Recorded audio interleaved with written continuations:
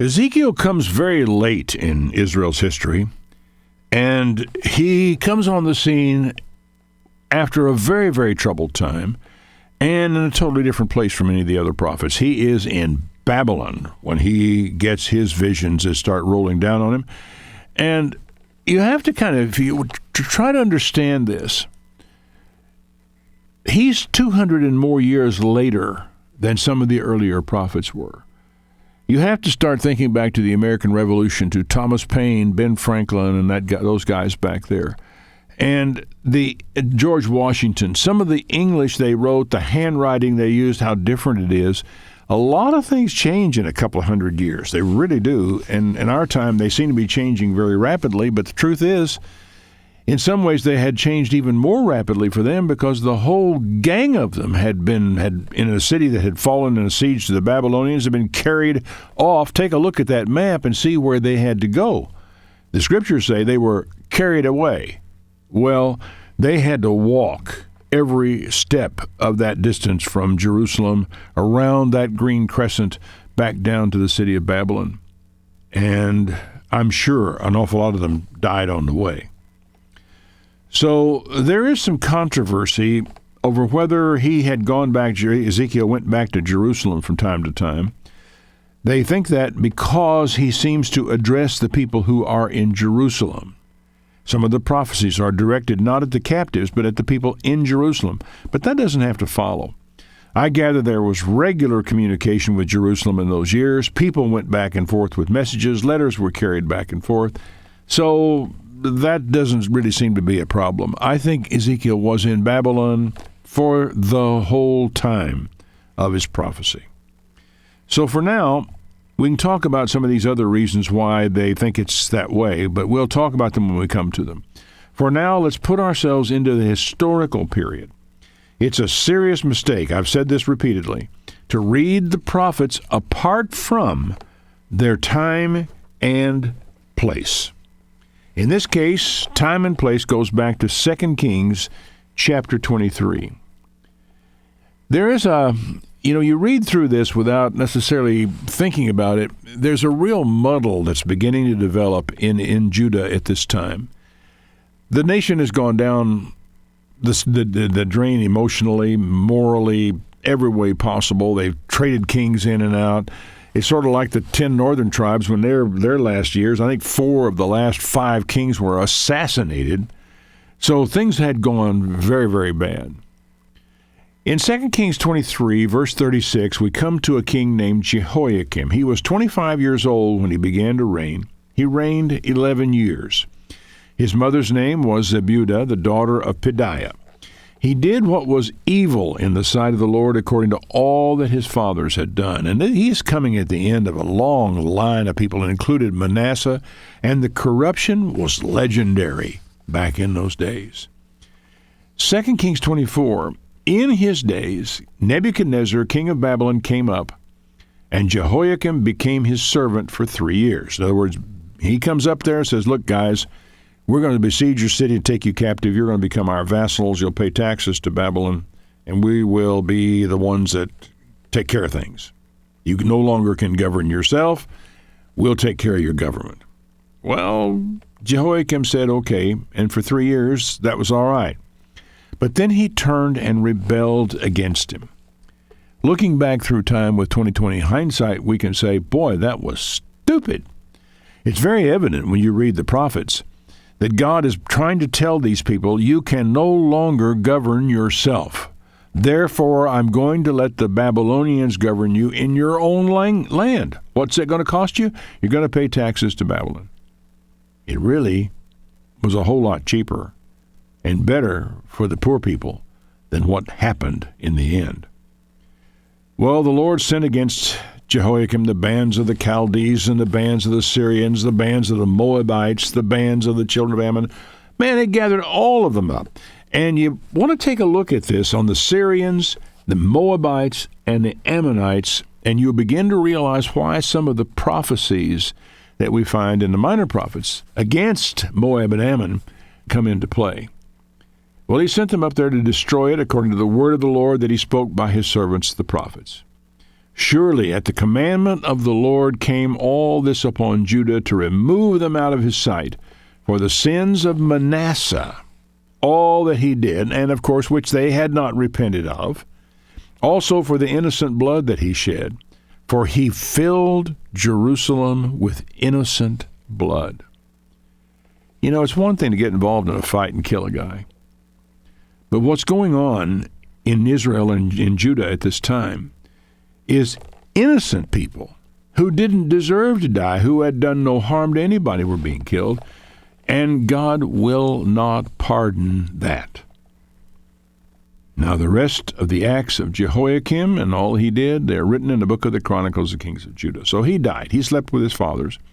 And Jehoiakim, everything's the same except the last letter is an N instead of an M. Jehoiakim, his son, reigned in his stead. And the king of Egypt didn't come any more out of his land. He started to stay home, for the king of Babylon had taken from the river of Egypt to the river Euphrates everything that pertained to the king of Egypt. Jehoiakim was 18 years old when he began to reign. He reigned in Jerusalem 3 months. His mother's name was Nehushta, the daughter of Elnathan. And he did what was evil in the sight of the Lord, according to everything his father had done, which was according to everything Manasseh had done. And it's just so sad. This is about the year 597. Now, the commentaries, the Bible dictionaries, and whatever it is you'll find will give you dates.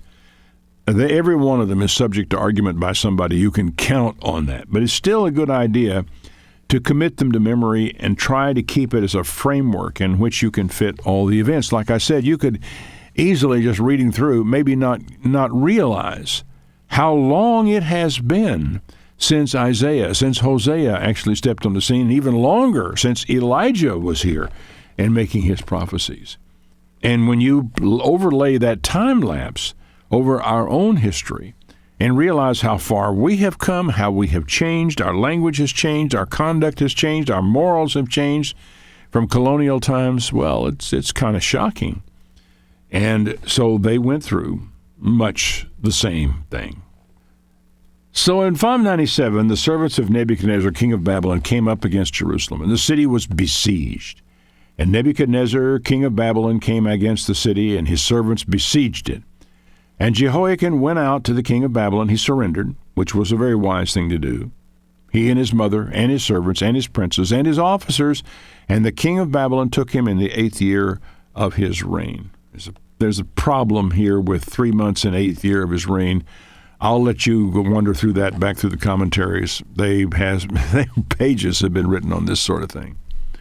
In Old Testament survey, I required all the students to create their own chart of the Old Testament chronology as we read the books. We read all the way through the Old Testament in 9 months every year. We had assignment to be made for each class, and so consequently they settled in and they read.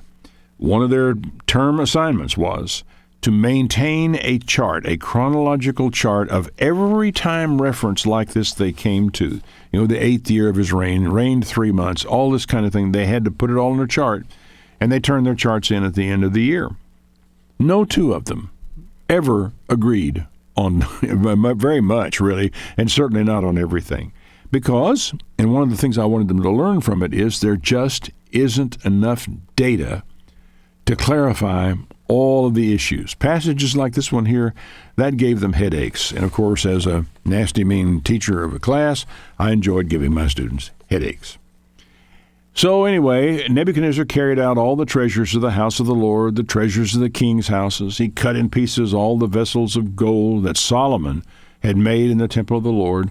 He carried away all Jerusalem, all the princes, all the mighty men of valor, 10,000 captives, and all the craftsmen and smiths. Nobody remained save the poorest sort of the people of the land. So he carried away Jehoiakim to Babylon, the king's mother, the king's wives, the officers, the mighty men. He carried them off into captivity to Babylon. And all the men of might, 7,000 craftsmen, smiths, they all were strong and apt for war. He just gathered them all up, took them to Babylon. And the king of Babylon made Mattaniah, his father's brother, king in his stead, and changed his name to Zedekiah. Now, there's a trivia question for you if you're ever around a bunch of people who think they know the Bible. What was the original name of King Zedekiah in Judah? Might win something there. Ezekiel was carried away. Actually, like everybody else, he walked to Babylon in this particular group of people who went. He was a priest as well as a prophet. It seems he lived in his own house along the river Kibar. The river Kibar actually was probably not a river. It was an irrigation canal to take water from the Euphrates out into the fields. Sources think it was 4 years later that Ezekiel got his call and that he was 30 years old at the time in 593 BC. This all according to F.B. Huey in the Holman Bible Dictionary. Ezekiel was married. Very little else is known about his family life. His wife died suddenly during the siege of Jerusalem. Ezekiel continued to preach until 571 BC, and his ministry can be divided into two phases, according to Huey. 593 to 587, which is characterized by warnings of coming judgment on Judah and Jerusalem. Even though he isn't there, the warnings were still about them. And then 587 to 571, a period characterized by messages of encouragement and hope for the future. No one knows what happened to Ezekiel in the end, but there's a tomb south of the ruins of Old Babylon that they say is the tomb of Ezekiel. Apparently, he was a powerful influence on the development of Judaism in those years of exile. These are the years when really Judaism per se was coming into existence. You may have heard of the Babylonian Talmud. Well, that was the Talmud that was being put together by the rabbis that were in Babylon. And there were a lot of them there long after the return to Jerusalem of the bulk of the Jews. Some say that Ezekiel is more the father of Judaism than Israel was. But of course, one thing to make a note on in your own mind, Judaism per se did not exist prior to this captivity. As for the person of Ezekiel, much has been written, all speculative. But the beauty of what we're doing is we get to draw our own conclusions about Ezekiel as we get to know what can be known about him. Because really, everything that really can be known is right there in his own book. There is some relevant history to think about at this point. Late in the 8th century, Assyria was the dominant power in the world. In 724, the House of Israel decided to have a tea party, if you will, and they decided they'd stop paying tribute to Assyria. They were big enough now, we can fight them off. Well, they were wrong. The Assyrians besieged Samaria, where the throne of the House of Israel was, for 3 years until it fell, and the people, all of them, were carried off into Assyria. There probably were a few refugees when the Assyrians invaded that made their way down to Judah, and Israel, the House of Israel, ceased to exist as a nation. The story of the subsequent years there and how it all changed, how the Samaritans came to be, as a matter of fact, is told in chapter 17. Now, it's worth knowing that Ezekiel's first prophecies came more than 130 years after the House of Israel ceased to exist. So you got a lot of time passing in there, and it will be relevant as we find our way into his prophecies, 130 years after that. Now, one other thing you should know, there are two terms you're going to encounter repeatedly in the book of Ezekiel. They are the house of Israel and the house of Judah. These terms arose after the death of Solomon when the kingdom was divided. When you're browsing commentaries, you'll see references to the divided kingdom or the united kingdom. The united kingdom was under Saul, David, and Solomon. After the death of Solomon, the kingdom was divided north and south. 10 tribes went north, 3 tribes stayed south. The southern tribes were the house of Judah. The northern tribes were the house of Israel. Also, you want to take into consideration that the term house of Judah, house of Israel are not ethnic terms. They are political terms. So if you are an Ephraimite, you were born up in the northern tribes, and you migrated down and you were living in Judah, you are a part of the house of Judah, just like a person who's an Italian comes to the United States and lives here, and his children after him are considered Americans. We may want to call them Italian Americans if that's important to them. We can usually tell by their surname that they're Italian Americans, but still. it's not a big deal. But in those days, and this is important as time progresses to understand this, Paul was a Benjamite, for example. He was also a Jew. Hard to imagine? Well, only if you're just strictly thinking ethnically. And this is where a lot of people come a cropper on this. The terms are not ethnic. They are governmental, political. So Paul could be ethnically a Benjamite, and politically he was a Jew. Well, like every great empire, Assyria fell into decay, and they were taken over by Babylonia in about the year 612. In 605, a showdown between Egypt and Babylonia at Carchemish established Babylon as the dominant world power. Egypt never showed their faces really outside of Egypt after this. Carchemish is not on the map that I posted there, but if you kind of want to get a feeling for where it was, and it's worth knowing this, it's northeast of Ugarit, way up the Euphrates River from Babylon. So it's up in the northern part of the Euphrates River, a city in the ancient world, and the Egyptians and the Babylonians met there.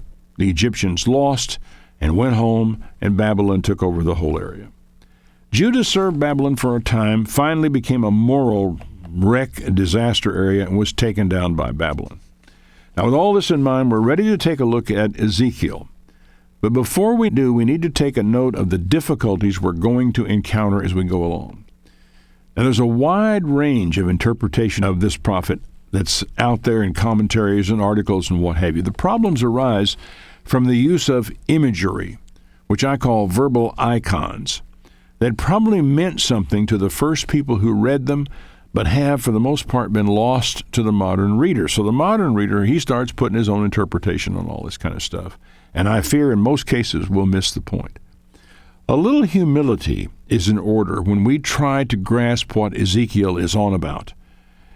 We will have good opportunity to do some of this as we tackle the first chapter, to consider the nature of verbal icons. Now, everybody by now knows what an icon is. Go back 40 years, and a lot of people say, icon. I see, these are Greek images of religious stuff, aren't they? Yeah, they were. But that's not exactly what an icon is. An icon is an image that represents something else. You got a computer screen in front of you right there, if you're listening to me on the computer. If you cast your eye around the screen, you will probably find all kinds of icons there. If you're in a word processor, you'll see a little tiny thing that looks remotely or kind of like a printer. If you press that, it will begin the process of printing whatever document it is you've got up on the screen. It's an icon, and the icon carries meaning, and it means a whole series of commands that's going to be carried out on your behalf, which they call macros.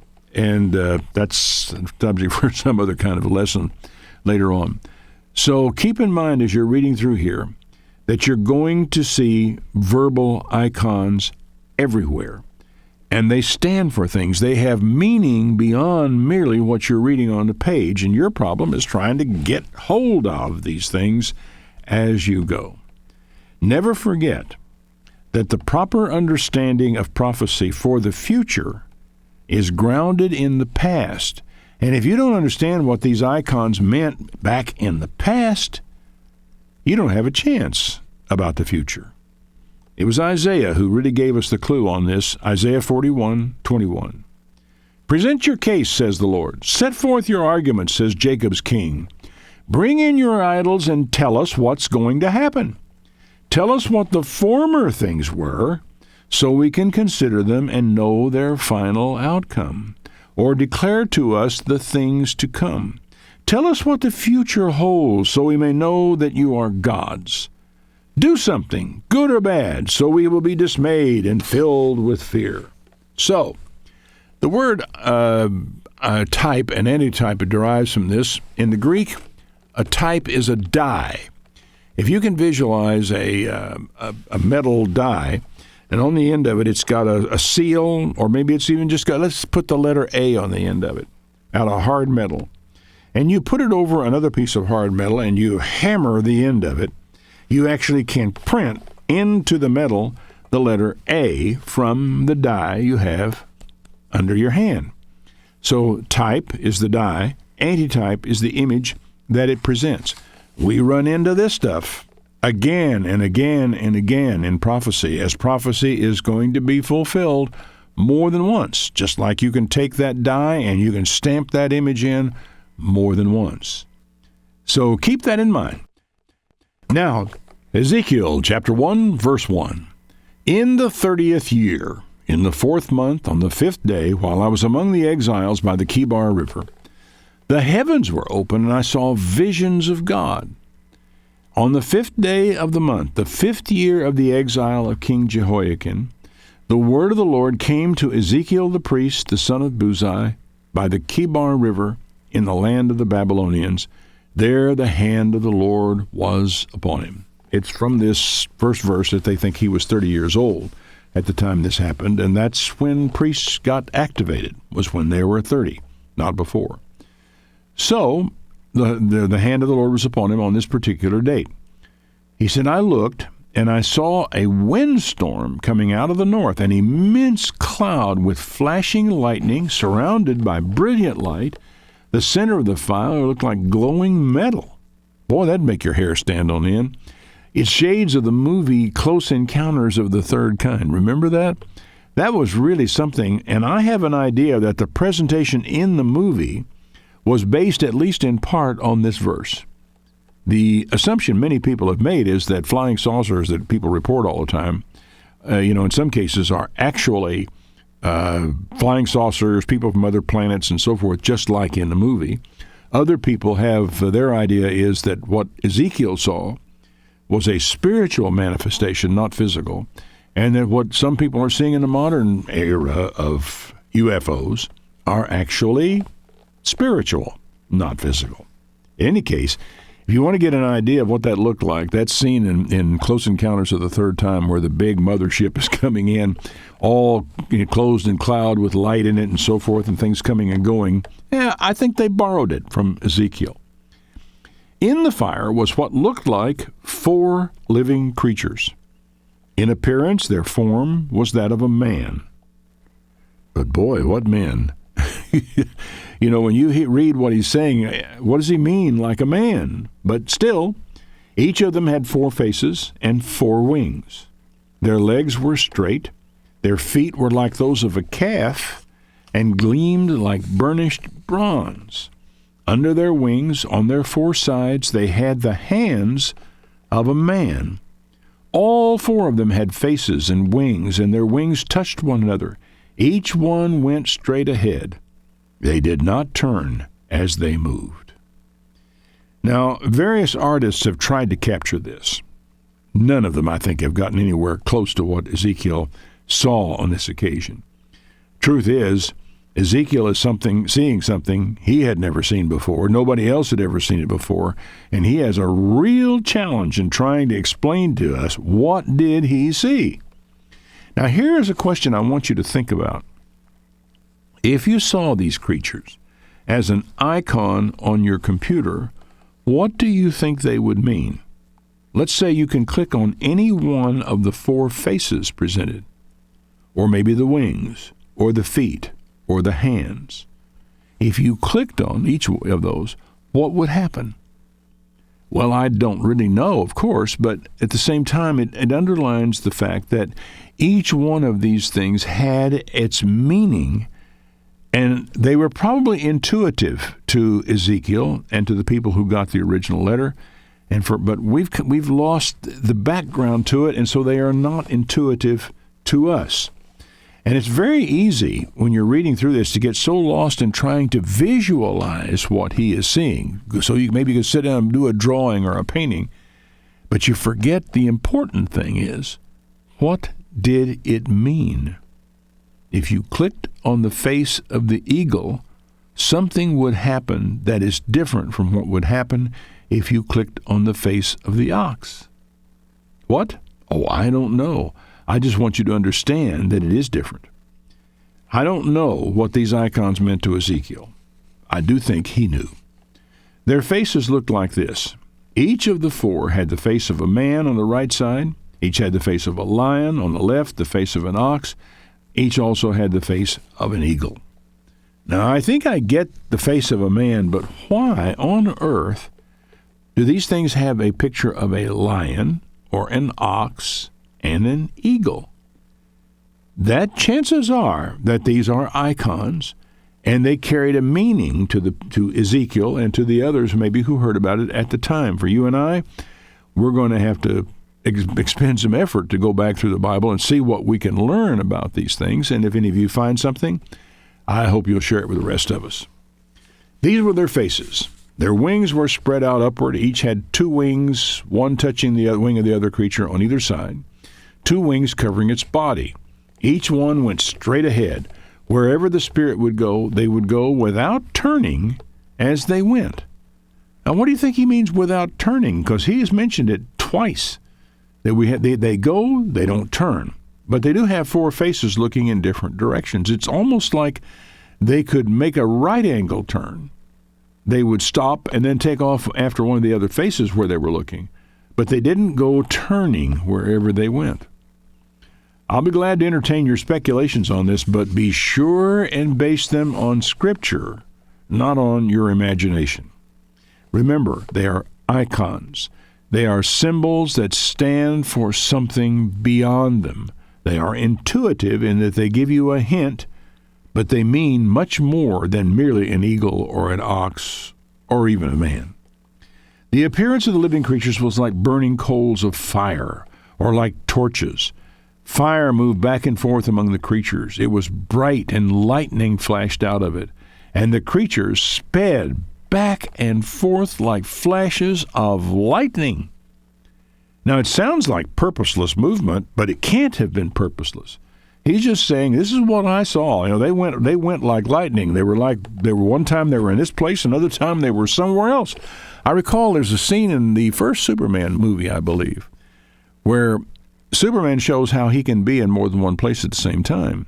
He isn't really, but he is able to move from one place to another and back with such speed that he looks like he's in both places because your eye doesn't follow it. Poor Ezekiel, he's struggling with this. As I looked at the living creatures, I saw a wheel on the ground beside each of them with its 4 faces. This was the appearance and structure of the wheels. They sparkled like chrysolite. All 4 looked alike. Each appeared to be made like a wheel intersecting a wheel. I want to know where Ezekiel is really struggling. He's trying to describe something no one has ever seen before. He has never seen it before. And I have to ask myself, how in the world would I take something I've never seen, you've never seen, and tell you what it's like? Would not be easy. Now, there might be a relationship in the wheels to the fact that these creatures moved in straight lines, and apparently they moved in 4 directions only. I don't know why that's important, but I suspect that it is. As they moved, they would go in any one of the 4 directions the creatures faced. The wheels did not turn as the creatures went. Now, what I can see by this is you got 2 wheels, one intersecting the other, which means they're at right angles. And so the creature moves north till it's ready to stop, and it stops. Then it can go directly east. It doesn't turn. The wheels don't turn. He just uses a different set. That's what it sounds like. It doesn't make any sense, but I expect there's a sense there we just have not found.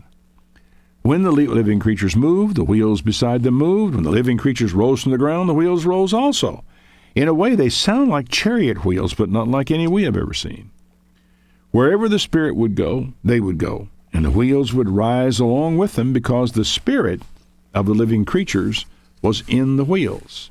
When the creatures moved, they also moved. When the creatures stood still, they also stood still. And when the creatures rose from the ground, the wheels rose along with them because the Spirit of the living creatures was in the wheels, which may, in Ezekiel's perception, be a way of explaining a command and control system. In other words, the wheels didn't go on their own. They did what the living creatures wanted them to do and told them to do.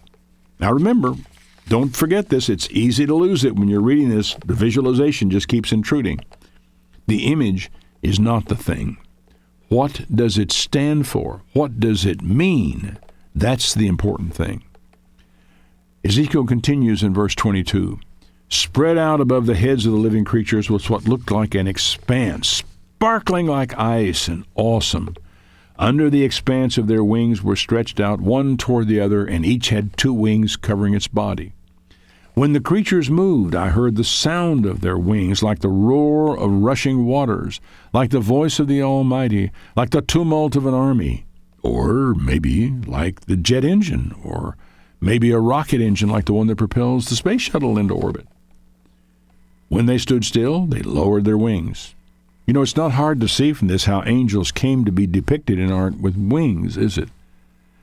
But yet, I don't think what Ezekiel saw was quite the same as an eagle's wing or a canary's wing, but the wings were the best way he could find to describe what it was he was looking at. Then there came a voice from above the expanse over their heads as they stood with lowered wings. Above the expanse over their heads was what looked like a throne of sapphire. High above on the throne was a figure like that of a man. And I saw that from what appeared to be his waist up, he was like glowing metal, as if full of fire. And then from there down, he looked like fire, and brilliant light surrounded him. Like the appearance of a rainbow in the clouds on a rainy day, so was the radiance around him. You know, you and I would call this probably like the iris of an eye that surrounded a given thing that we're looking at. In Revelation, it's the color of emerald, like a green iris around the throne. This was the appearance of the likeness of the glory of Jehovah. When I saw it, I fell face down, and I heard the voice of one speaking. I would think so. One's knees would turn to water at the sight of what Ezekiel is here seeing. Who is on that throne? Who is he? With a figure like that of a man. Does it remind you of the Son of Man passages in the Gospel? Well, remember, man is made in the image of God, with straight legs, a face, with hands, and so in a sense, we are getting our first glimpse of the Son of Man. Well, don't get lost in the literal. This passage of Scripture, along with a lot we're going to see in Ezekiel, requires a search for meaning. That's all for today. God bless. Send your comments and your questions to me at ron@borntowin.net.